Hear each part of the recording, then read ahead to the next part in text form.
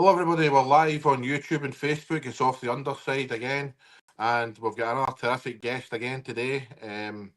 He is a Sky Sports News journalist. If you're a football fan like me and Corey, and then you'll never be off X, as it's called now, and Anthony's X account, because he's constantly updating us with his latest transfer activity. So it's Anthony Joseph, mate. How you doing?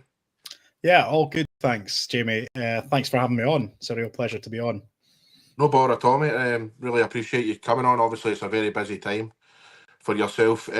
Just want to say we're also joined by another friend of our show, Mr. Scott Bradley, who was on last week, and we had a great interview with Scott. Scott, how are you keeping, mate? I'm very well, mate. I'm very well. Great to be back on, and I'm looking forward to it. Good, mate. Good. Aye, it's a real pleasure to have both of you on at the same time.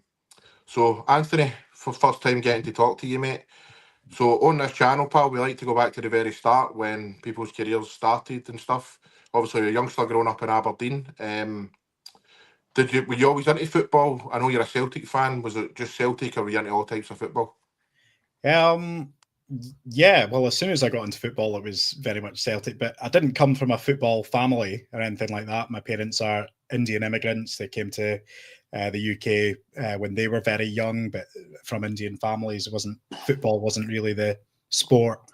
But they moved to Scotland about 40, 50 years ago now. And when myself and my brother went to primary school, that's sort of when we got into football because of our friends. And I went to a Catholic primary school in Aberdeen, St. Joseph's, and my brother ended up being an Aberdeen fan because all his friends were Aberdeen fans. My friends were all Celtic fans, and I just got into Celtic through that and football through that. So I started playing it and watching it as well, obviously, and I just enjoyed it more through the enjoyment of being with your mates and just kicking a ball about and having fun. But yeah, that grew into a love and a passion and into everything. Like, football is very much a huge part of my life and my working life and personal life now. So very grateful to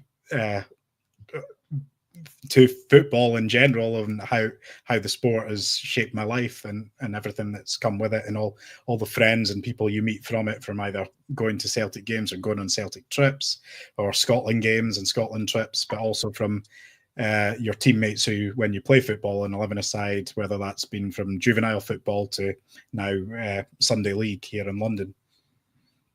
What first sparked your interest in journalism? Was it just the sheer passion for the game? A wee bit. Well, it was actually my primary school teachers that told my parents that they think he's going to be a football journalist or a sports journalist when he's older. Just at one of the parents' evenings or in one of the reports, because I think what I was told was that every Monday when we'd come into school, we had to write in our jotters, this is primary school, what we did at the weekend, and I just wrote a match report on the Celtic game. So, well, as much as I could on what I remembered from it when I was like 6-7 years old. But that's what I think probably put the idea in my head that could be something I could do when I was in secondary school. I would say when I was about 12 or 13, I knew I wanted to be a journalist. I knew I wanted to be work in football somehow, and my football career obviously ended due to a terrible lack of ability, but I've managed to work in football somehow, which has been a real privilege. But yeah, I think when I was 12 and 13, in second year at secondary school at Portlethen Academy, they had a thing with the Aberdeen Independent paper, and they came to do some workshop with us, and you had to submit a piece of work to qualify for work experience at their paper. And I did like a preview to the World Cup, must have been the 2006 World Cup, and that bit of work got selected as the top choice, and I got some work experience at the Aberdeen Independent paper when I was 13, 14 years old. And since then, once I got into that newsroom environment, I was like, I want more of this. So from when I was 16 onwards, I was going back and forth to the Aberdeen Evening Express, which is the biggest paper up there, doing work experience with them, and that ultimately resulted in me getting my career straight after school. Mm-hmm. See, How did your experience at the Aberdeen newspaper, did that help you then? Did that progress you to be a better journalist in the future? Oh yeah, massively. I mean, I was going there for work experience on my summer holidays, Easter holidays, not so much in the Christmas break, but and then because I didn't, so I was in a situation leaving sixth year in secondary school where I just needed to pass higher English. I think it's called something else now. Scott, you might know better. What's it called now? It's not Hires anymore, is it? I still think it is Hires, but obviously standard grade is no longer a thing. Standard grade's not a thing. It's like Nat 5 and Nat 6, I think it is now. Yeah. Aye, okay, fair enough. So all I needed in sixth year at school was to pass higher English, and I thought, well, I'll do that. So I messed about in terms of I just thought, oh, this will be a piece of cake. I'll pass it. So I was doing my coaching badges. I was managing the first year football team. I was putting all my efforts into that and thinking, oh, I'll just pass higher English. Surely I'll do that. And that's what was going to get me my position at uni. And that was the conditional offer, but I didn't. I failed higher English in sixth year. So I was really worrying about, well, how am I going to be a journalist without higher English? And what the uni were very good with me, because this was Robert Gordon's University in Aberdeen, and they'd said to me, you've got so much published work since you were age 13 in newspapers and magazines and things like that. You've done so much work experience that if you were to go to Edinburgh and do a HNC in journalism at Telford College, that's just a 1-year course, we'll put you straight into second year. Just pass that and we'll put you straight into second year. So that was my lifeline. And I passed that. You had to do your shorthand, news writing, do a bit of the law as well, Scots law. And that gave me the foundation. And then I went straight into second year at uni. But within 2 months of being at uni, the Evening Express in Aberdeen offered me the job, and as a trainee sports journalist. So I was then having to tell my parents, who are both uni lecturers at the time, that I'm going to be dropping out of uni and not going ahead with a degree and going straight into the job. And after a while, it didn't take too much to talk them round and say, this actually, for journalism, this is the best path. It's all about experience, building contacts, sort of getting that newsroom experience. So yeah, it worked really well for me. And I wasn't just on sport at that time. I was covering the Highland League and Peterhead mainly, and then a few times I would come in and cover Aberdeen and Scotland when the main sports writers were off or couldn't make the games. But what I found at the Evening Express was how much I liked news as well, because for me to be fast-tracked through my exams that I wasn't getting at uni, the Evening Express put me down to Newcastle for a 6-month course, Press Association course, and I learned how much I loved reporting on news and how it was just news that attracted me. It wasn't generally. Even now, I think about it now. I'm glad I worked for Sky Sports News and not perhaps Sky Sports Football and reporting on matches, because it's not necessarily the football, the actual sport part of it, the sporting element that I enjoy in a working capacity. It's the news, like transfers or doing investigations, things like that. So that gave me a great grounding, because I've worked half my career on news, and I've worked half my career on sport, and now I'm in sports news, which is like a really perfect place for me, I think. So they put me through my senior exams. I was one of the youngest senior journalists in the UK at that point, having not done uni or anything like that, gone like a year after school, was straight into the job. And I was lucky enough that a lot of things were going well for me in terms of news reporting. A lot of my stories were making front page news and getting attracted for awards. I won the Scottish Press Awards Young Journalist of the Year in 2014, and then was the UK regional young news journalist as well. So a lot of things were being recognised at such quite a young age for me, for my news reporting, but I still wanted to be able to, because of my sports background as well, I was still being put on the major sports stories too. So it was a great time. 2014 was an amazing year to be at the Evening Express newspaper in Aberdeen. Aberdeen getting to the League Cup final and winning it in front of 43,000 fans at Celtic Park was like such a massive occasion for this whole city, for the whole region as well, having not won anything for nearly 20 years. And then also the Scottish independence referendum on news, to work on that. And that was massive. I don't think there's been a bigger thing to work on in the last like decade or so. But yeah, it's just, I feel like I've got my time at the Evening Express has given me a perfect foundation to be where I am today, and I'm like forever grateful for the opportunities that gave me right from the start, when I was like 13 years old to when I first joined officially when I was 19. And since then, I'm still in touch with a lot of people there, and I've got a lot of good friends there. Brilliant, brilliant story actually.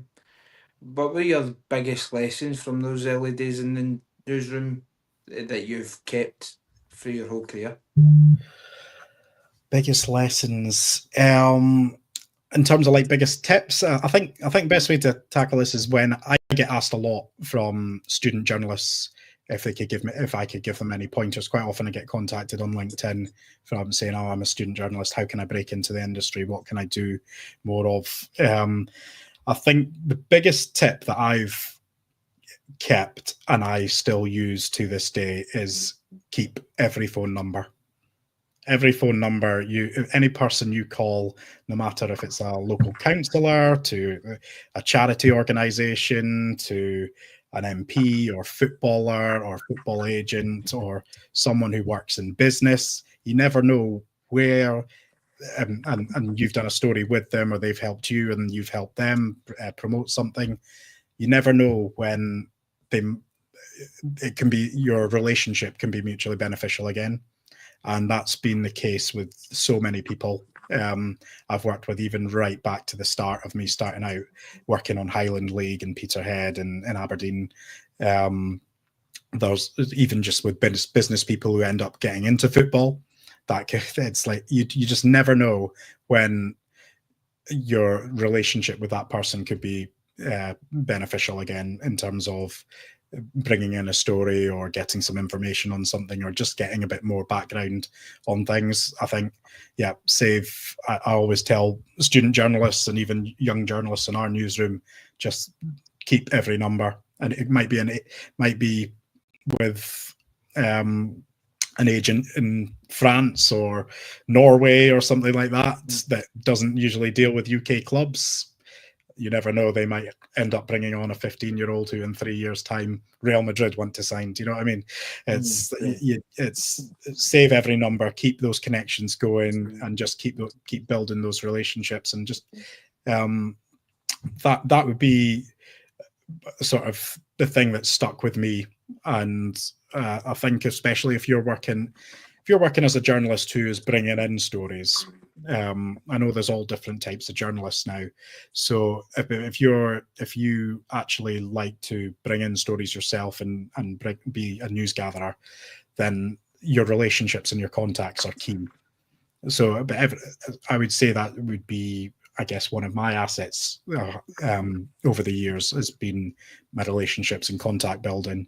Whereas you get some journalists who are just amazing broadcasters, some journalists who are great presenters, some who are amazing feature writers, but not necessarily good news writers. So there's all different types of journalists.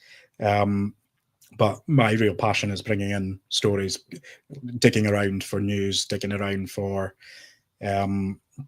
what information on certain things. So yeah, I would say that's the biggest thing that I've kept to in terms of and that's one of the biggest tips I give to student journalists.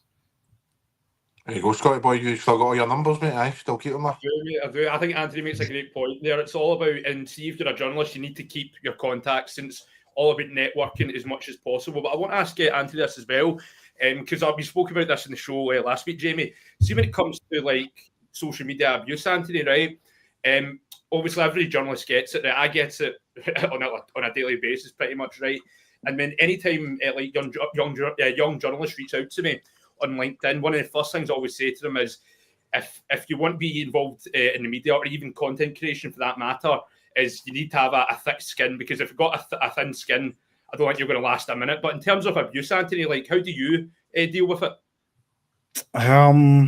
Yeah, different ways, and I don't think there's a right way or a wrong way. It's just what I've now become accustomed to. Obviously, the sort of abuse that I can sometimes get is of racist abuse. I get, if I was to check my notifications on Twitter and actually properly scroll through them, I would say every second day I would be able to find racist abuse towards me of some sort.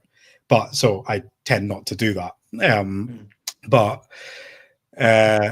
Yeah, I guess in terms of racist abuse, how I deal with it is if it's just direct, like proper abuse, just call it saying the P word or saying something like that. I just leave it. I don't tend to do anything. If I'm really that bothered, I might report it to Twitter about what really happens. That's the kind of thing. I know that's not the right thing to do, but it's so tiresome to keep going through the process of doing that. So, but if what really triggers me is when people question my identity or existence, being a brown guy with a Scottish accent and from Scotland, very proudly Scottish. People question whether I'm actually Scottish or you're not really, or someone says, "Oh, deport," that kind of thing. That really pisses me off, if I'm allowed to swear on this show. So that kind of triggers me a lot. But if people were to question my existence, that I would maybe reply to them with things like that. But yeah, most of the time I would just ignore it. Sadly, some of the times things have gone to a police situation, which I've been unaware of. Is I get a call from the police saying that we are investigating abuse towards you. That's been reported to your work or to them directly. At Sky, we actually have reporting tools for members of the public to report any abuse they see towards our staff or any footballers or anyone that's just involved in our content creation, whether it's on our website or social medias. We have reporting tools, and there have been cases where things have been reported through that to the police.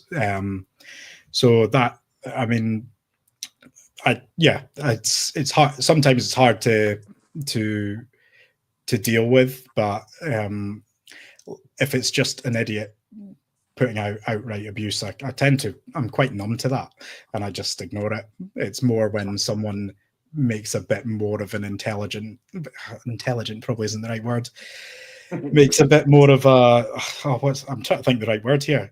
A creative slagging? Yeah, more of a creative slagging, or when it's more subtle. When it's more subtle, and British racism obviously is very subtle, and when someone is questioning your existence or your identity, or you can see that they're suggesting that, or they're suggesting that I wouldn't understand something because I'm not really from here, that kind of thing. That can be tough, and I've written about how I deal with that in everyday life in terms of not just abuse, but what I call indirect racism, where the person is actually meaning well, but they say something and you think, well, they've only said that because of the color of my skin. They're presuming something. And I always use I still get it. I just got it a couple of weeks ago. Chicken and bacon sandwich from any shop, a Tesco meal deal or M&S or something is my favorite go-to sandwich. And you will not believe the amount of times shop staff will tell me, "Oh, there's bacon in that." And I'm like, yeah, I love bacon. I'm not Muslim. It's like, so it just, so that's not abuse, but it's that kind of, it's still it's still the impact. It still makes me aware of my skin color in that moment, and it's racial profiling, and whether that's intended in a bad way or a good way, it still has this sort of similar impact on the person receiving it. Just becomes quite tiresome, having to constantly explain your existence, going to buy a sandwich and having to say, "Oh, I'm not actually Muslim." It can be tiresome. It must be really tough just to bite your tongue in those kind of moments. And we did speak about this, Scott, you're right, about, you know, how you use guys, especially guys in your levels, how you deal with it. But, you know, one thing that I've noticed, obviously not at the same scale as used to again, is, you know, if somebody's been really nasty writing a comment, you know, that doesn't actually bother me as much as like someone who says something, you know. I'll give you an example, right? So we had a guest on a few months ago, and somebody had wrote, "Oh, you know, I'm sure that'll be brilliant," you know, like a sarcastic comment. And that annoys me more than like a nasty one, because I'm like, you could have just said nothing. You know what I mean? You could have just scrolled on, you know, moved on, forgot about your day. Obviously, people who are doing that to you, Anthony, are just scum. You know what I mean? They would probably never say it to your face. But I'm talking about the ones who just like, they scroll the internet and they leave like a stupid comment, and you're like, why did you even need to comment that? What's the point? Aye, it's just strange. Like some of the comments. But I get it if like we've had a comment, and I always bring it up because I always think it's a good slagging. And it was like me, you, and Davey on a podcast, and somebody says the Proclaimers are looking rough. I always think that's a good slagging. But see, when they just end up either taking it too far, or Yeah. like there should be stupid comments like that. It's like, I don't get why people would go on social media and stuff like that and go onto the profile and like, I'm going to give him all sorts of racist abuse because of either the team you support or something you reported, and you're like, the guy's just doing his job. It's not like, I don't get it. I don't get it. Personally, I think there's two types of people who do that. Youngsters who haven't grew up yet and they don't know what life is about, you know what I mean? They're just wee dafties. And people who have one too many drinks, you know, and then, you know, they say something stupid. You spoke about that, how, you know, somebody said that to you and then, oh, we were drunk and all that. And you're like, you know, it's just, don't be on the internet if you're going to give somebody abuse. That's the thing. If I'm scrolling somewhere and I'm talking to somebody, I do one or two things. I either say something positive or I don't say. If it's something that annoys me, I just move on. Yeah, and also look at the source as well. Like, see, at first it did kind of bother me, but then as it like time went on, I was like, no, like, because look at the source, right? It's always right. Anthony will know this as well. The ones that give you abuse are the ones that hide behind like a faceless profile picture, right? They can't show their face, or like they don't even show their name as well. So I look at that and I'm like, they must live some really sad lives if they're taking time out their day, they're doing nothing for themselves to send a stranger abuse on the internet. And that's why it does not affect me like at all, like whatsoever anymore. But yeah, that's the thing. It's like, as I was saying earlier on, that's what we say to young journalists. Like, you're like, every journalist out there gets abuse. It's just how you deal with it. It's like some people are more mentally stronger than others, and that one nasty comment that they could leave someone could really affect them in a bad way. So I think that in terms of social media, I think there has to be people need to show their ID or something. There has to be some sort of change because it's getting way out of hand nowadays. In terms of proper abuse and stuff like that, but you get it on a smaller scale as well, actually a larger scale in volume, but it's definitely a level below an abuse of when you put a story out and people either don't like it or don't agree with it or can't believe that is true, and they think, oh, you know nothing, or how can that be the case? And I noticed it quite a bit when I was mainly with my daughter that day, but I remember coming back in the evening and looking at my phone and thinking, well, a lot of people are really annoyed at this. As in, like, it was the fee for Janssen at Rapid Vienna. So Celtic had made an inquiry, and from my understanding from the Rapid Vienna side was that they were looking for £10 million, and I'd put that out, reported it, and thought nothing of it. And then later in the evening when I checked my phone, it was like blowing up. I was like, how can it be 10 million? Thought it was 3 million. And I said, well, I was thinking, I've never said 3 million. It's up to you whether other people have or haven't. And I don't think many had. And I went back to my sources and yep, they confirmed, yep, they are looking for a deal worth around £10 million. So it was like quadruple checked and I was comfortable with it. And then a few days later, we see that he goes to Nice for £9 million. So you feel vindicated and things like that. But the kind of whole thing of like, oh, you've got no idea, you've just plucked that out of thin air or that kind of thing. It's like, no, we don't do that. It's like, especially at Sky Sports News, we have to go through even more checks being a broadcast partner of most of these clubs, especially in the UK. So we often get accused of being late to the story, but quite often we've maybe had it a couple of days ago, but we haven't been able to get it over the line because we've got to do further checks than perhaps when you were as a newspaper journalist. So I certainly remember that as a newspaper journalist, you could go with something that if Aberdeen told you something, you'd go with it, or Aberdeen Contacts told you something.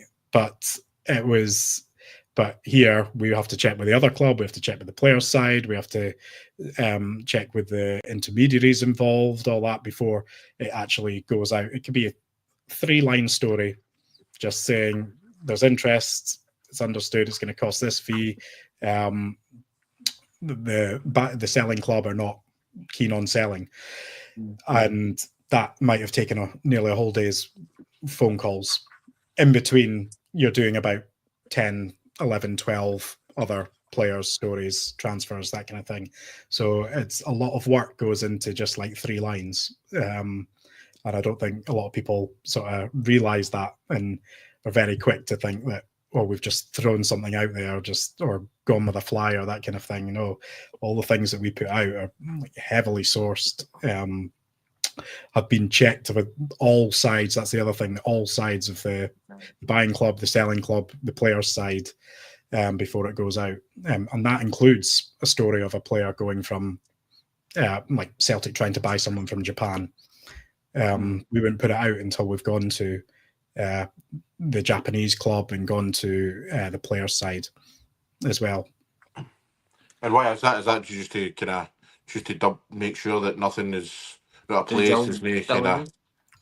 Yeah, but I guess there's agendas at all. There's always agendas. Do you know what I mean? And so, like, the buying club might tell you something, or the player side might tell you something, and quite often we have 3 versions of the same story, but in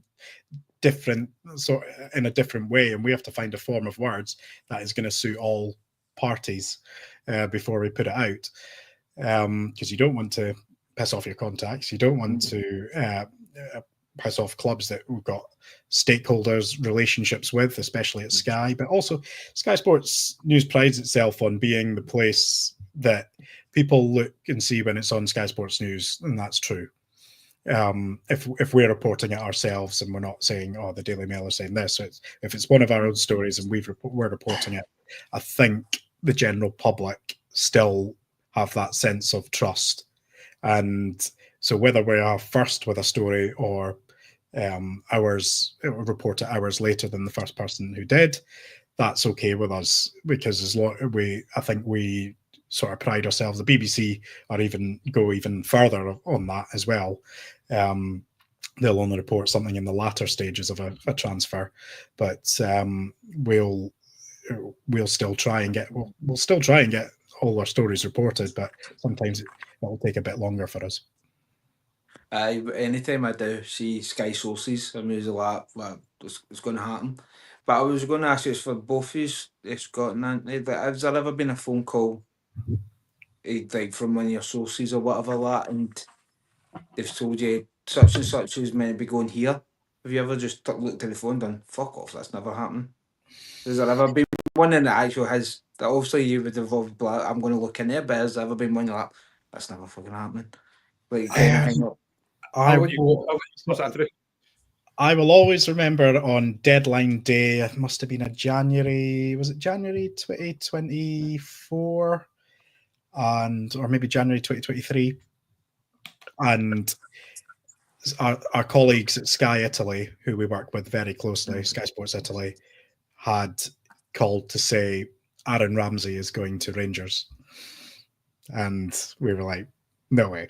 Like I remember, I was deadline day. I was going to be going in for midday, but like it was part of the WhatsApp messages, and everyone like said, yeah, he is. It's not even they're trying to. He is going. He's going to be flying there later. It's pretty much a done deal. And then we've got to go and before they went. I think they went with it. Even without us doing our checks at the Rangers end, they were so confident. I mean, they've got Gianluca Di Marzio, who is the original transfer guru before Fabrizio came around. But yeah, I think they went with it, so it put even more pressure on us because it was Sky Sports Italy saying it, and we hadn't got anything back from our Rangers contacts or sources.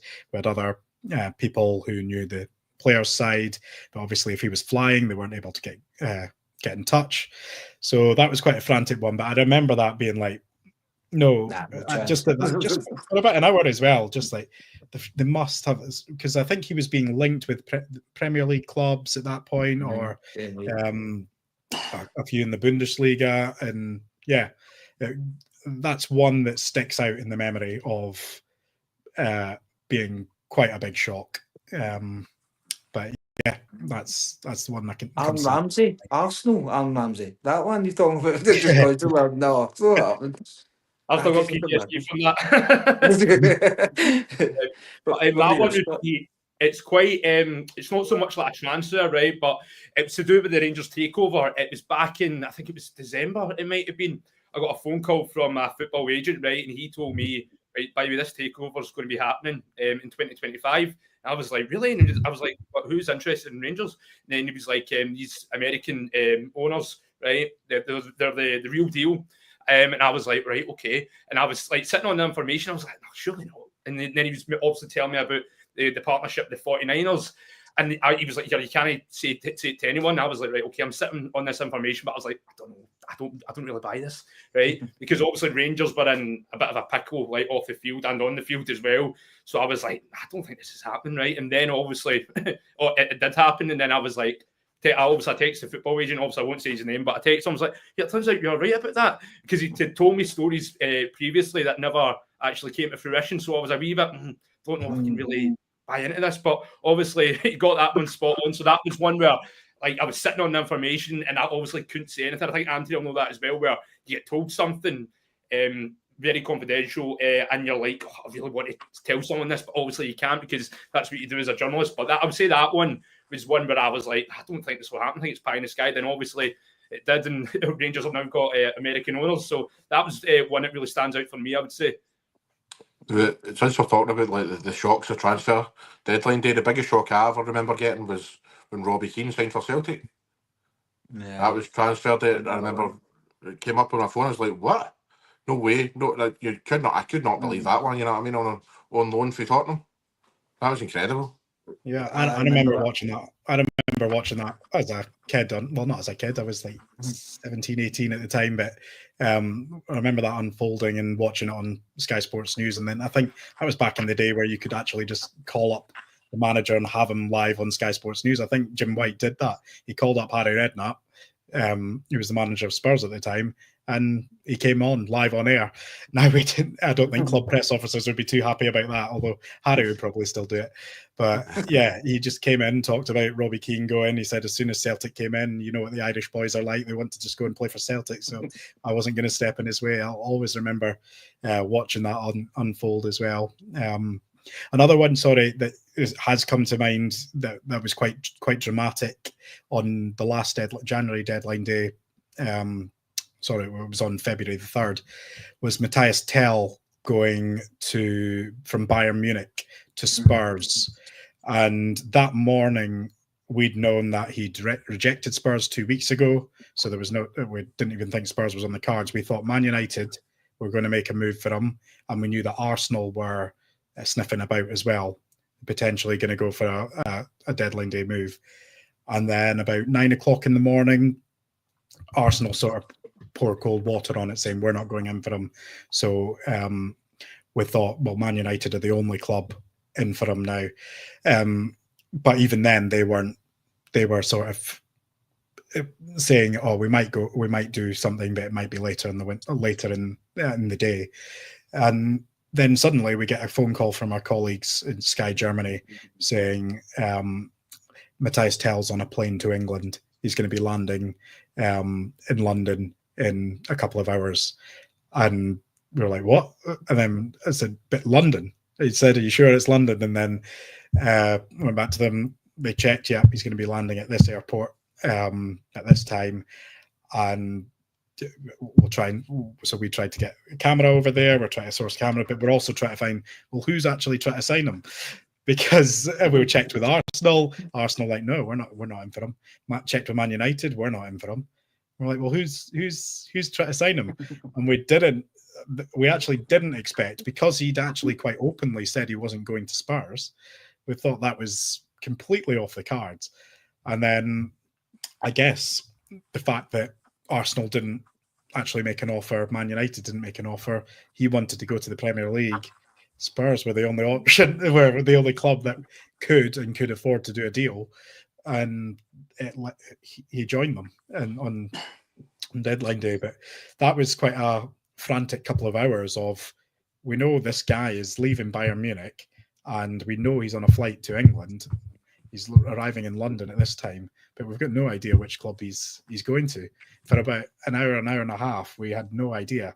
And so that was quite exciting as well. And you're wondering, because usually on deadline day you get briefed a bit more, because things are gonna end that day. So it's not in the club's interest to keep things too quiet as well, because if someone's going to arrive that day, you can't just completely deny it. No, we're not in for him, and then suddenly he arrives. You lose trust with your contacts then. So we were thinking it was quite strange on Man United or not. Man United said, no, it's not us. Arsenal saying, no, it's not us. And then suddenly when we got the tip that maybe it's Spurs, and we're called Spurs, and they said, yeah, you're right, he's on his way. And we managed to break it. Matthias Tell is not going to Man United, not going to Arsenal, and he's going to Spurs after 2 weeks ago saying he wouldn't move to Spurs. So that was quite dramatic. That is funny you're saying that, because I'm pretty sure Spurs tried to spin that as he chose Spurs. I'm sure that was coming up on the news and that, one phone call with Ange and he decided to go to Spurs. Yeah, well, I think that actually there is truth to that, because I don't think it had gone to previously. It hadn't gone to a call with Ange, but when it was coming closer to deadline day, Ange did manage to call him and his reps. And I mean, we've heard so many people say one call with Ange and I was up. So I think there is actually truth to that. But yes, he did reject Spurs 2 weeks prior to that. Yeah, I think Madison's come out and said that, and that Madison's come out and said that one phone call with Ange and that. Sorry, Corey. I was just going to say it's probably out of fear, but that deep Australian voice, like, come on, mate, come on. Sorry, mate. That's me. You just get having the respect, don't you? But since we're on transfers, guys, since we've got here, Anthony, everybody wants to know, as a Celtic fan, obviously we're signed in Gren, we're signed in Amura. I've seen a couple of your tweets today saying that Tilio could be off, and who was the other one? Yang could be away to Norwich. Is that how far down the line are these things, mate? With Tilio, I think Celtic could be open to doing some business. It's just going to be how that deal is done, whether it's going to be a loan with option or loan with obligation, or whether they just sell him for a real cut price fee. I mean, Celtic signed him for £1.5 million. Australian clubs do not have that kind of money to spend, even though Celtic gave them the 1.5 million. This would be, if he goes back to Melbourne, would it be the fourth or fifth time he's officially signed for Melbourne City? I could see that happening. Might not happen soon, but I think we'll see Tilio away this summer. With Yang, it's a bit more complicated. So Norwich are keen on him. They've expressed their interest, but he's one of a number of targets that Norwich are looking at. They're trying to also hijack Watford's deal with Pape Diallo, which I've been reporting a lot on that. Pape Diallo, who's the Mets winger, there's a bit of visa issues that could delay that move to Watford because he's done his medical with Watford in France, but until Mets play in Ligue 1 and he plays for in the top flight, he doesn't qualify for enough points to get a UK visa without appealing. So that could take a wee while on that. So Norwich feel they've got a bit of time to come in and try and hijack a deal, give him more money. They've just got 14.5 million from selling Borja Sainz to Porto. So that's meant they've got a finger in a few pies here on a few wingers, and Yang is one of them. The thing is, we know Legia Warsaw have also made an inquiry about Yang. The thing is with Celtic, they haven't made a decision on whether they're going to let Yang go or not, but it's been made a little bit harder now that Yang has heard about Norwich and he has said he wants to go and pursue a move. So that's made it more complicated and put a bit more pressure on Celtic and Brendan Rodgers, I guess, to make a decision on whether he's in the first team plans or not. I think Celtic see him as a player who is raw, but has shown between the months of November and March, has shown real potential. Not just potential to become a starter, but potential to become a serious footballer. And I know so many Celtic fans might just laugh at that because it's so what I've noticed on reporting on Yang is how polarised the Celtic support is on him. Some think he's going to be an amazing footballer and has the potential to be an amazing footballer, and so many think he's absolutely terrible. It's like there's not really a middle ground here. Some people think this guy is going to be a top player, and some people think he's absolutely terrible. And I think that cup final performance, I think we saw more of that. Absolutely terrible. But what Rodgers really likes him and really likes how he's developed. Rodgers loves developing players. Look what he's done with Matt O'Reilly, Nicholas Kuhn, Dyson Maeda, previously in his he did with Stuart Armstrong, players like that. Rodgers' best asset as a football coach in this day-to-day business is developing footballers. And I think he feels he's been doing that, and he's seeing signs of progress with Yang between November. That Leipzig game when he came on, he was electric. And then he just kicked on from there. December was his best month. And he's had some very good performances there. So Celtic know that there's real potential there. But whether he's going to get enough opportunities to fulfill that potential at Celtic is the other question. You'd have to play him because he wants to play football. I know he made 30 odd appearances, but very few of them were starting appearances. So he's probably at an age 23 where he wants to play, wants to develop, and probably sees that he has developed under Rodgers, but wants to go and showcase that elsewhere. That's going to be interesting how Celtic do that, because from having so many wingers, they could end up with very few wingers at the moment. If they've sold Kuhn, Taylor looks like he's away. Don't think Lewis Palmer's got a future at Celtic. If Yang goes, they're left with Negrin, Forrest, Maeda, and Jota, who's not back till like January next year. So Celtic could go from having a huge amount of wingers, not exactly strength and depth, but a huge amount of wingers, to being threadbare in those positions with it coming into August. And they don't really want to do that either. It was the same when they had that situation with the centre-backs, not last year, a couple of years ago, where they only had, 3 fit centre-backs going in. Carter Vickers was injured, Nawrocki was injured, I'm trying to think who else, but that's the reason Scales is still at Celtic. Scales was going to be going to Aberdeen on a permanent deal. And he said it himself later. I remember reporting at the time that he was due to be leaving for Aberdeen, but the centre-back injury situation has meant that Celtic have got to have 8 centre-backs on their books. But when they're all back out of their injuries, only three or four of them are actually wanted by the manager.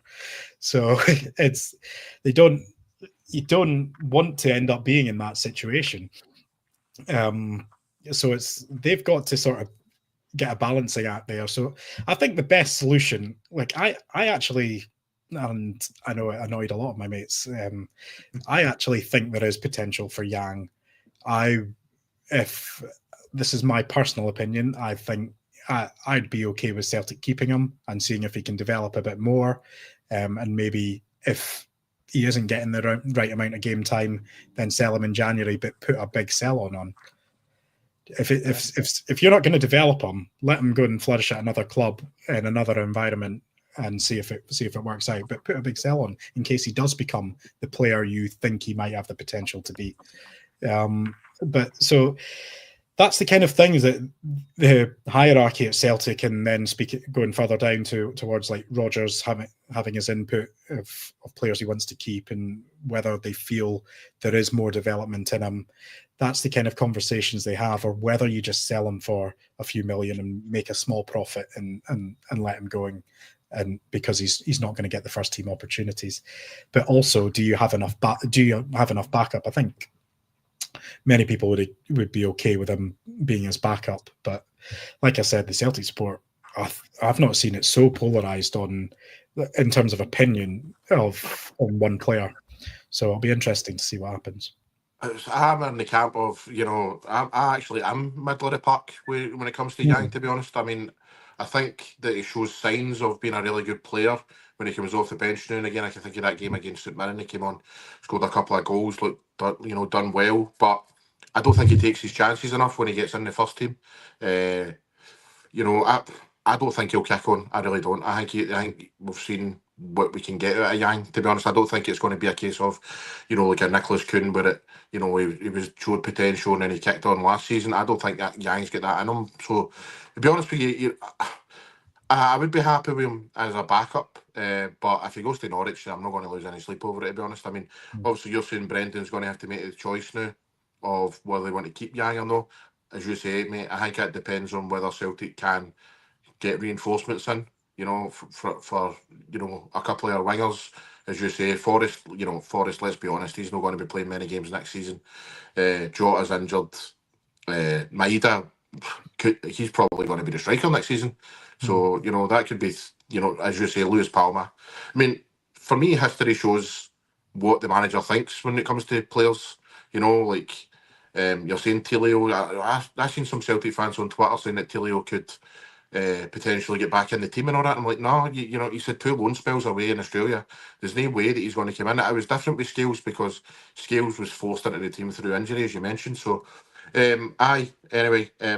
obviously we have signed Inamura as well. He's obviously going to go on loan, they said. Do you know any positions that Celtic are looking at? Obviously, we're talking about wingers, but perhaps. I'm not sure if Inamura will go out on loan if he plays. I think he's changed his mind now. Well, I'm not sure. I'm not sure it's definite, but I think there was a lot of people at Celtic among the coaching staff who were quite impressed with his performances in the 2 games that he played. So, I've seen the situation that I reported in terms of Watford. Watford signed a winger, Otman Mama, from Montpellier, and I was told straight away he's going to be sent out on loan this summer to continue his development. And just 1 week in training, and the Watford manager said, no, this boy's first team ready. He's in our first team plans. That's the kind of thing that can happen. And I'm not saying that's going to be the case with Inamura, but if he keeps on playing the way he has done and shown that he's got a passing range and a set of skills that can come in very handy at times, then you could see him stay. Also, it also depends on Celtic getting enough someone to fill that position. I think he's been playing at left back for a reason, to see can he be the backup left back. But I know Celtic are also trying to actually sign a backup left back, and we've seen reports coming out of Belgium today that Nazinho of Cercle Bruges is someone of interest to Celtic. I think they're in Belgium, they're reporting it a bit further advanced than what I've been told. Celtic do hold an interest in him, but he's someone they watched in Slovenia at the Euro Under-21s just last month. He's a teammate of Paulo Bernardo in the Portugal Under-21s team as well. So there's a lot of connections there. Celtic actually were watching him when they went to Slovenia to watch the Euros. So it wouldn't surprise me if he did come in as the backup left back to Tierney, because I think the other thing is, if Celtic bring in a left back, or if Inamura is going to be the guy, they're going to get a lot of chances, because Tierney's not going to play 65 odd games this season. And that was the thing I was saying where I think that's the thing that Greg Taylor was really weighing up. Greg Taylor might be second choice to Kieran Tierney, but he'll still probably play 30 games this season. So it was whether he was going to want to do that when Greg Taylor knows he's usually playing 40, 50 games. So Celtic are going to manage Kieran Tierney and play him in the big games and the ones that are important. They're not going to.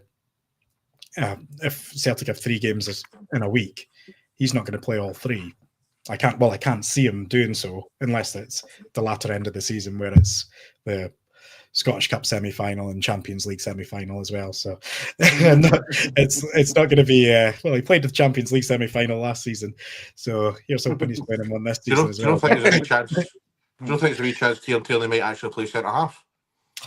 Could do as well, but you'd have to. I'm not sure centre half in a 4 though.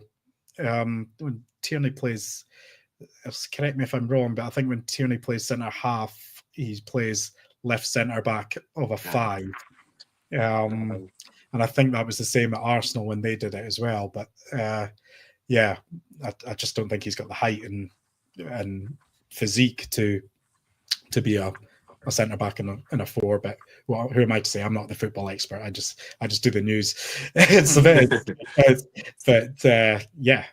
sure he'd give it a go. But I don't think that's what Celtic are planning to do. Celtic are looking at for a left back, a centre back, a winger, striker, and possibly even a defensive midfielder. But it's a lot to do with. I guess. Well, there's still plenty of time in this window, but there's a lot of things to do. Yeah. Before we move on to Rangers, so I'm sure Scott's eager to ask some questions, but and obviously, Corey, if you've got another Celtic question after this, but one thing I wanted to ask you, Anthony, was, there's a lot of talk, right, that Celtic were going to sign the boy from Bromby. Is it Kinsgarskin? Fitzgarden, right? So obviously there was talk of that for a long, long time. So my question is, right, so see when these people are linked with clubs, for me, Celtic would have at least made a bid, right? It's just so see that for instance, is that just that, right? Say to somebody like yourself, we're interested in him, get it out there. Maybe the club will look at it, the player will look at it, and maybe try and get a move or whatever. Because there's always these kind of Celtic, like you're just saying that about the left back there. Celtic are looking at this guy, but surely if Celtic and other clubs wanted a player, there would at least be a bid. There would be something there. Do you know what I mean by that? Yeah, I think nowadays it gets to quite an advanced point where an offer goes in, unless you're just testing the waters. It's very what usually happens is you enter talks, and what quite often we know the case is through intermediaries, they will understand what the player does the player want to come first. Quite often they find out things like that through intermediaries, and see that's people who are working on behalf of the buying club and the selling club and also the player's side, and they get in a room and talk. So it's not technically the player talking to the other club, but they can get a gist of what's going on, of what's being said. So that's usually an approach that quite often happens. That's what a lot of Premier League clubs do. They'll go through intermediaries first to see, would the player be interested in coming here? What would the personal terms be? What kind of contract would they be looking at? Would they be open to this, that kind of thing? And then if they get an idea that the player wants to come, they'll go in with a bid. Another approach is opening talks, making an inquiry and opening talks and exploring conditions of a deal with the other club. And that with Fitzgarden, I believe that was the case with what Celtic were doing. They monitored him for quite a while, didn't make an offer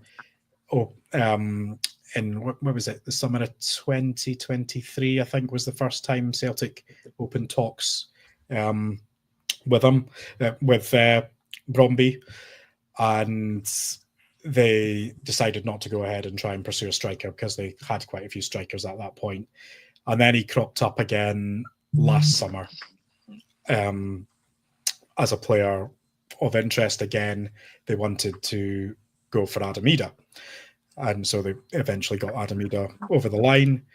And then with Kyogo leaving, this is when I thought Celtic are going to get Viesgarden, when Kyogo left, and it looked like they were really pushing to try and do a deal with Bromby. Bromby were wanting a record fee for him, which, I mean, their record was over 6 million, which is Dan Agger's transfer. So that developed more. The Celtic, Bromby were looking for around £10 million, and they were quite close with Celtic in terms of negotiations, but without an actual offer or official bid going in. With their talks, they were getting closer to where they wanted to be, and then Celtic withdrew. Just weren't going to go any higher on the valuation of the player. They also made inquiries for Iheanacho. It was getting quite late as well, and then decided not to sign a striker because they felt Maida would be good enough for the rest of the season, which turned out to be true. But Kyogo or Viesgarden or someone else might have helped Celtic against Bayern Munich away that day. Might have, not sure. So it's this summer again. It came to the point of, I think, if you were to ask me at the start in May, do you think Celtic will sign Viesgarden? I would have probably said, yeah, I think they will. I think they'll just get it over the line. And he's been a long-term target, someone they've been looking at for 2.5 years now, and have been in talks with. So I thought they would have done so, but they went back in. They held initial preliminary talks with Bromby. Bromby's price had gone up for him. Celtic moved on to other targets and have moved on to other targets. In that time, Bromby accepted an £11.2 million bid from Lons for him, and Lons must have done the same as well in terms of inquired with the club. This is what the club say. But what Norwich did, and like I said, what a lot of Premier League clubs do, was sounded out the player's side through intermediaries. And amazingly, this was another moment where I was like, what? When you were saying this, when my Norwich contact said, no, we've paid £6.9 million. And I was like, what? And I said, but when Celtic were in negotiations, it was round about 10 mark. When Lons had a bid last week accepted for 11.2. You sure? They said, yeah, we've done really good due diligence on this. It's £6.9 million initial fee, but the clause included other things, that add-ons that rise to it. So it could go up to things like what we're talking about, 11, but Norwich were confident that they would not be paying anything near that because of the type of criteria that would need before those installments came in, without going into too much detail on that. But yeah, and once the deal was done, I got a bit more information about the clause and how it came into action and how they'd done their due diligence and how they became aware of it. So it was quite the thing is, I can't go into too much detail about the exact clause and how it came into effect and how Norwich knew about it, but it became that was quite the coup for Norwich, because this is a player Celtic were wanting for about 2.5 years and had been tracking. So it's quite embarrassing for the other clubs as well. There was not just Celtic who were looking at. Eintracht Frankfurt were negotiating with Bromby. West Ham had even come into the picture. And as far as I'm aware, they also weren't aware of this clause. So that's the situation as far as I understand it. But Celtic move on. They are moving on to other targets. Like we've been reporting, they're very close to sealing a £1.5 million deal for Kawasaki Frontale striker Shin Yamada. He's on international duty with Japan until tomorrow. He's at a tournament in South Korea that was for Japanese-based players only. And after that, I think within a week, he should be flying over to the UK and completing a medical, and all being well, finalising that move. So I still think Celtic will try and get a striker, someone who maybe they see as a first choice striker. But time will tell. Who knows what? I've got no idea what Yamada is like. Like I say, a lot of these things and a lot of the news that comes to me, a lot of players' names I get given, like never heard of them, don't know much about them, and also it's not my. I do the football news. I'm not doing analysis or anything like that. I could tell you what's happening with a deal, but not necessarily if he's any good as a player or what kind of player he is. I leave that to the football analysts and feature writers, all that kind of thing, who properly analyse the sporting side of it. Well, time will tell whether Norwich have got a bargain or not, and as you say, if Yamada's any good at Celtic. But before we move on to Rangers, Corey, have you got any other questions? Just want to say, by the way, to everybody in the chat, I will get to a couple of questions at the end. I've also got a wee quiz for the guys as well, so I don't want to take up too much of their time. So we'll get to a couple just at the end. Corey, have you got any other questions about Celtic? I was just going to ask Scott and Anthony, are they shocked, or is it just us, that Celtic have been quite quiet so far in the transfer market?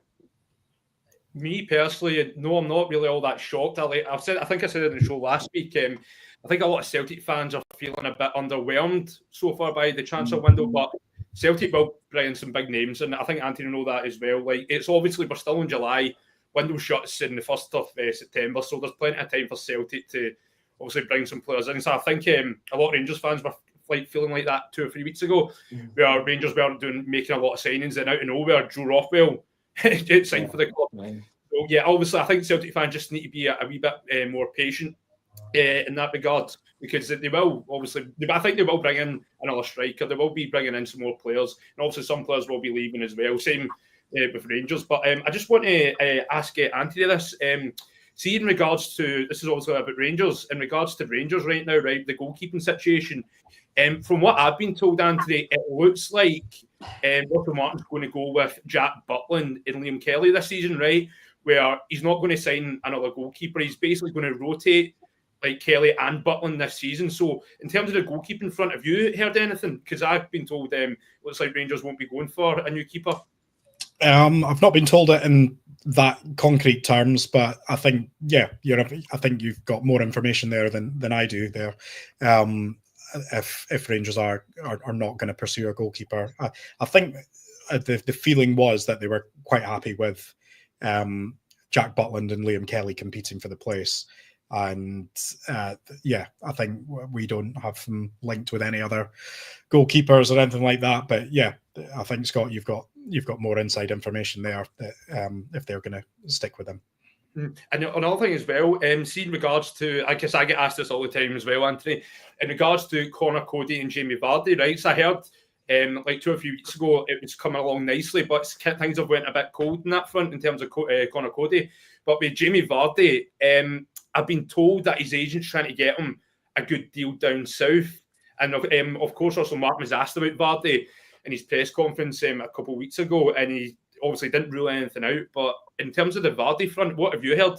Because I think his agent trying to get him a better deal down south. We've been told that any links to Rangers are not true. And certainly at this stage, obviously things could change. If he doesn't get a club, he might lower his wage demand. His wage demands are top end. They're still Premier League level. So to think, I think people were even talking about him for Celtic even a couple of months ago with the Rodgers connection. And Celtic would not be prepared to pay what he is currently looking for at the moment. And Rangers wouldn't either. But also, the fact is, our understanding is that Rangers aren't even trying to pursue a deal with Jamie Vardy at this stage. Connor Cody is someone they're very keen on, and it wouldn't surprise me if that happened further into the window. But I think he wants to look at all his options as well. So but Rangers obviously a huge draw for that to come and play European football as well. So that might be something that interests him. But with Vardy, yes, we're very much being steered away from that from all sides, even from the player's side. I think he very much wants to be at a Premier League level club, if not abroad somewhere. See, in regards to Dessers and Igaman, like I said at the start of the window, I'll be shocked if both them are going to be at Rangers come August. But if I had to make a prediction, I think at least one of them will be off, and I think I'm more inclined to actually think it will be Igaman that will be off. But have you heard anything in regards to Dessers and Igaman and what's happening with them? No, it's gone very quiet on both actually, but especially quiet on Dessers, hasn't it? I mean, AEK Athens sort of came in with their interest, and it seems to have sort of cooled. Whether that actually has cooled, I'm not sure, but we certainly haven't heard any more from it. With Igaman, it kind of escalated very quickly from certain elements of the French media, which I think people were picking up and believing too much into. And I think some accounts weren't even real as well, or proper journalists or anything like that people were believing. And I remember I put out a tweet, put out the news first and then put out a tweet just saying our understanding is the situation's the same. Lille are interested. They are speaking to the players' side through intermediaries. And we understand they've been preparing a bid, but they haven't made a bid yet. And that's our understanding still to this day. There's been no further movement on that. And see, in terms of, this would be my last one, see in terms of Robin Proper, obviously it looks like he'll be off, but apparently he wants his full Rangers contract paid up. Have you heard that as well? I haven't heard that part of it, but I have heard that there is a bit of a gap on personal terms between him and FC20 as well. As far as we're aware,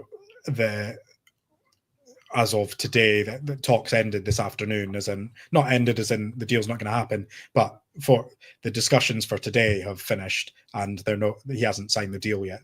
So at the moment, Robin Proper is still a Rangers player, and until they can sort of solve the personal terms issue, it's whether, I think there's also an element of he's a bit wary of going straight back to FC20 as well.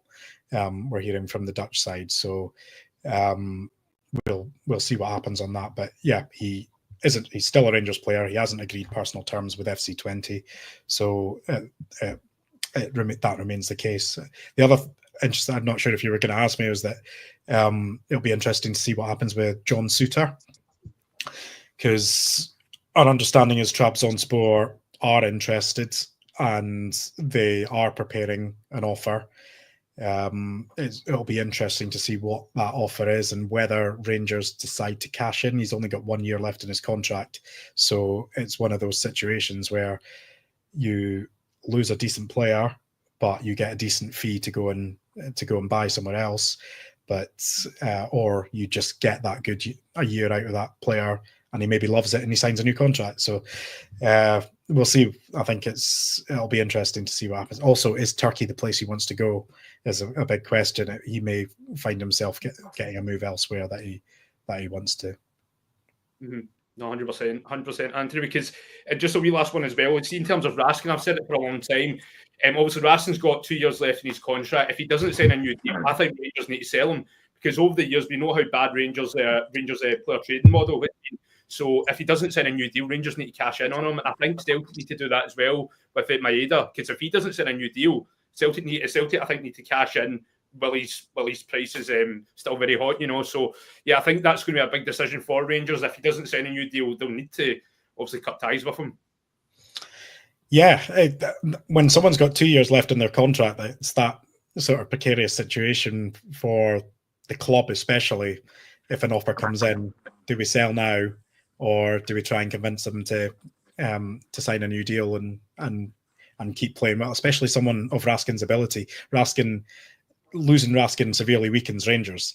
If you've got Raskin in the team, much better team, and he's even making the Belgium squads now and keeping Arnie Engels out of the squad at the moment. So it's a tricky situation if they were to get a big offer, but they haven't had a big offer for him. So I think for Rangers' sake, they just keep their powder dry, keep him in training, keep him playing, and then try and offer him a new deal. Even on the, you can offer players deals with a release clause, or if an English top flight club comes in, we won't, with a certain offer, we won't say no, that kind of thing. On those gentlemen's agreements, we are talking of gentlemen's agreements. Celtic had that. No, sorry, not Celtic. Nordsjælland had that with Benjamin Nygren. He was in the last 6 months of his contract, and I was speaking to sources at Nordsjælland who said, yeah, we have a gentleman's agreement with him. He came for 3 years. He's on a 3-year contract, and he will stay for 3 years. We won't try to offer him a new contract. He can go. We think it's so beneficial to have him playing for us that we will allow him to pick and move his club, move on whenever he wants to. We won't try and negotiate a new contract. I don't think UK clubs really do it like that. I think Scandinavian culture probably comes into that a wee bit, but in terms of that kind of gentleman's agreement. But there's definitely cases where big footballers in the Scottish Premiership, the club hierarchy have said, if we get 30 million, if we get 20 million plus, then we'll start negotiating with a Premier League club or a top flight Serie A club, that kind of thing. Anthony, just before I go to a couple of questions, mate, I just want to ask, is if you get anything else in Scottish football that anybody might not know about? Obviously, Hibs have just signed a player for over £1 million. That's quite a big thing, actually. Hibs breaking their transfer record. It's good to see Scottish clubs, hopefully within their means, buying players with transfer fees. We're seeing that elsewhere as well. With Motherwell spent a bit of money. We've seen St Mirren's put in offers. We've seen Hearts spend money as well. But Hibs have signed Thibaut Clige for what we believe is £1 million. So that is higher than the 700,000 that they paid for. What's his name now? Can't even remember. Was it not Dela Cruz? His name's gone. My mind's gone blank. But they also matched that with Dylan Vente as well when they signed him from Roda GHC. So 700,000 was their top fee, and now they've spent £1 million. And they sold Dylan Vente to Heerenveen for 900,000. So essentially, they've replaced him by just spending 100,000 of that money. So that's good business, I think, for Hibs. And if you can make that outlay, it is beneficial to you sometimes to go and do it. We'll see what kind of player he is, but he comes highly recommended. In terms of other news around Scottish football, I mean, Aberdeen have been quite busy in the market already. They might have a few outgoings. I think they have told the likes of Rubezic, Jensen, Ambrose, and Vinny as well that they are allowed to go and look for other clubs if they can find any suitors. So that is something we've sort of been told quite freshly, and we'll see how that plays out. Aberdeen have been very busy, Scottish Cup winners. They want to build on that success. They've already spent a bit of money this season. One player they're really excited. Two players they're really excited about is Nicholas Milanovic, who they signed from Western Sydney Wanderers for £400,000. I mean, Rijeka, we're looking at him. Top team in Croatia. A few others were looking at him in Italy as well. So they believe that's quite a coup for them.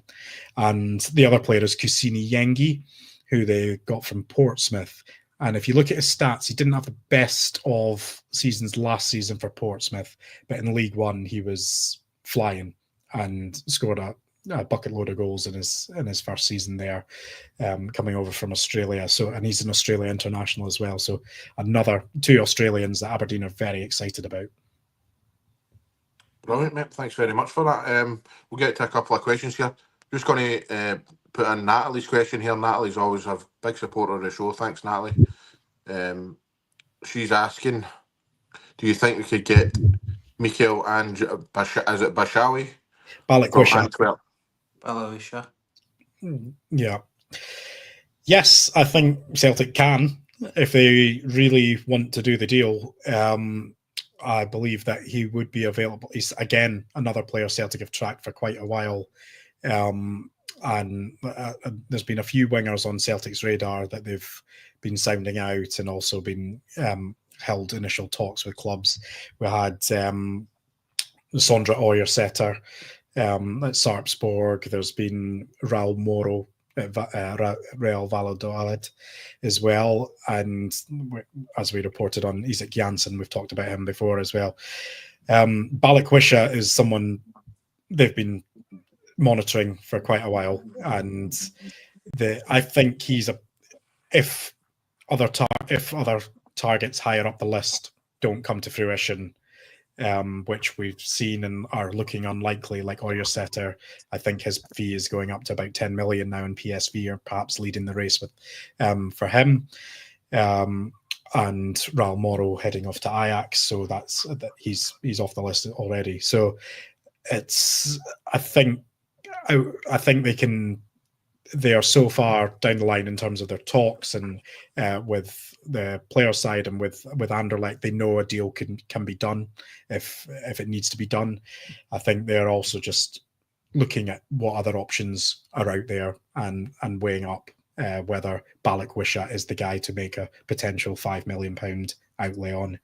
So I think due diligence has been, like Scott was saying, it's still fairly early in the window. It's not the end. There's still 50 odd days, perhaps. I can't remember, something like that, till September the 1st.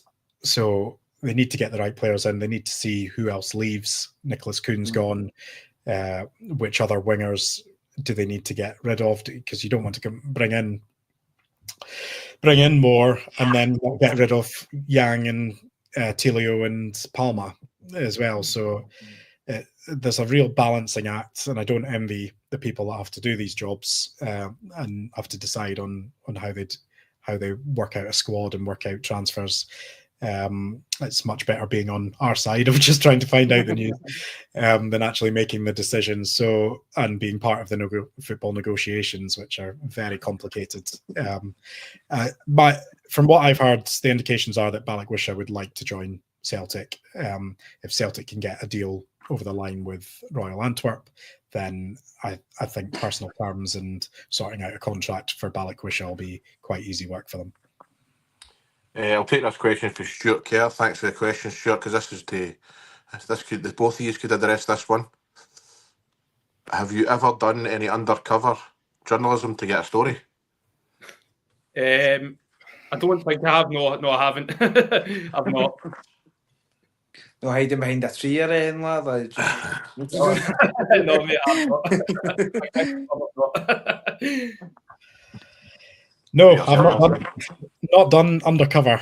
No, never. Hesitation there. There's a hesitation. Man, the two of them really careful what they say there. Aye. Right, we'll just leave it at that with a couple of comments. So, like I said earlier on, guys, just a wee quiz. Nothing major, just want to test your knowledge of football transfers. So I've got 3 of them here. So the way we're going to do it is, right, so it's got Scott against Anthony, and I've got the 20. First list is, right, I've got 20 the biggest transfers to go into Scottish football. So the way it's going to work is, so Scott, if you give me a number of how many you could name out of 20, and then see if Anthony wants to outbid it, and then if he doesn't, then you name them. Okay. Pressure. So that's the first one, by the way. The top 20 biggest transfers to get into Scottish football. How many can you name out of 20? Right. Okay. Right. I'm gonna go. So we starting now. Go for it, mate. No, just tell me what number. How many? All right. So I am 11 million. No, a number. I think how many? number of guesses. Can you name? Number of, like, how many How many of the 20 do you think you could How name? many of the 20 can you name? Oh God. See, when you were saying 9 in that, I'm like, very confident. I'll let Andy start first.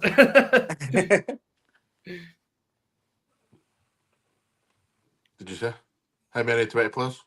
I'll let Anthony start. I'll let Anthony go first. Oh, no. Go first. In my head, I think I've got about 5 or 6. So let's go with 6, and I'll try and wing one. All right. I've got about 5 as well. So you say name them? Say Anthony, name them? Tore Andre Flo. Arnie Engels. Adam Ida. Chris Sutton. Raphael Scheidt.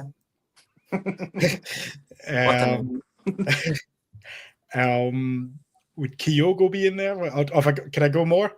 If I can name more? You can go more if you want to name them. Kyogo. Who else has spent big? I'm trying to think Rangers. Rangers other than their... But can I tell you if you're wrong at any point? Many did you actually name there? So I named 7 there, I think. But you said Flo, Engels, Ida, Sutton, Shite. And then, was that... Kyogo. Right, so... that's actually wrong, mate, so... Oh. But how many of But them he are wrong? did say 6. Can you, if you name one of the other 20, Scott, you won that round. Right, okay. Go more recently, Cyril Dessers. Danilo.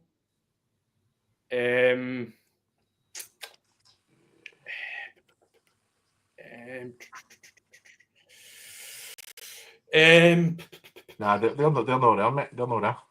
Are they not? Nah, they're not there. I'm going to bomb this. So I can't say. Also, I can't say the same as Anthony.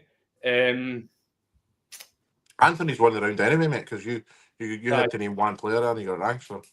Oh. I told you I was going to bomb this. What I'll do is I'll tell you the 20, right? Tore Andre Flo, Jota, Engels, Edward, Jota again, Ida, Michael Ball, Chris Sutton, John Hartson, Eyal Berkovic, Neil Lennon, Christopher Julian, Mikel Arteta, Arthur Newman, Van Bronckhorst, Jozo Simonovic, and the other 3 are Barry Ferguson, Bert Conterman, and Bert Conterman, Raphael Scheidt, and Ryan Kent. Right. There you go. Ryan Kent, I'm shot for that one. Ryan Kent was 7.2 million. Aye, in fact, I remember that. Aye. Right, so it's 1-0 to Anthony. So, that was just the first round, was it? That was the first round, mate. Oh, God. So the next question is, Scott, you need to go first this time, mate. Okay. I know who went first the last time, actually. It was Anthony. Yeah, it was. Right, we'll go. What is the biggest transfers out of Scotland? Many can you name, mate? Alan Hutton. No, how many can you name? But you need to name it. How many? You need to get a number. I'll go 5. I'll try and go 5, right? Aye. Alan Hutton. No, hold on. You're not getting this yet, man. What? Anthony needs to give a number now, whether he can beat 5. I reckon I can beat 5. Yeah, I can. So, how many can you name? I'm gonna try 9. 9. I take it you're saying name them, Scott. Aye. Right, here we go. Right, you said Anthony named them, or are you going for 10? Do you know what? I'll go for 10. I'll try 10, right? But I'll doubt it. Hold on. Anthony, can you do any better than 10? Out of Scotland. Go on, I'll try 11.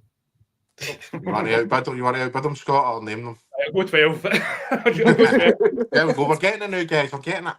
Yeah. Right. So. Hold on. Anthony's not answered yet. You got 13 or? No, I'm going to ask Scott to name them. Right, okay. Right, I've got the concept now. Right. Sorry, I Craig probably Gordon. didn't explain it. Craig Gordon, Alan Hutton, Barry Ferguson, Nathan Patterson, Jota, Kieran Tierney, Victor Wanyama,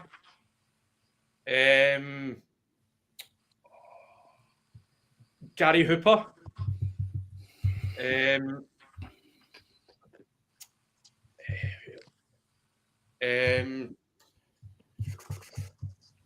Joe Aribo,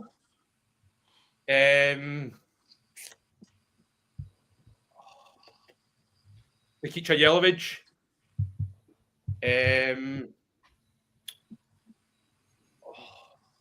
Too many. Kyogo, God,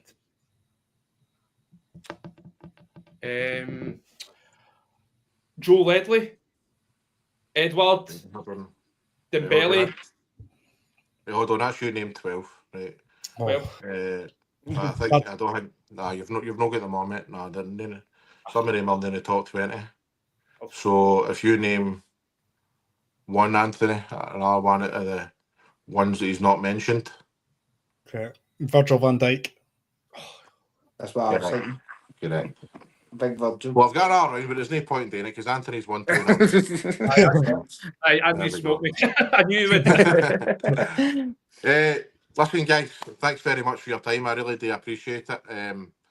It's been a total honour talking to both of you. So, Anthony, I know you're a really busy man at the moment on all your socials and that. I hope your messages aren't too large as soon as you get off of here, mate. The same goes for you, Scotty boy. So, thanks very much, guys, and really appreciate it. Perfect. Thanks very much. Cheers, And guys. by the way, all the best for the future as well. Definitely, both of you. Thank you too, guys. Thanks for having us on. Thanks, guys. Cheers, mate. Good seeing you again, Anthony. Cheers, mate. You too. Thanks. Right, cheers, bro.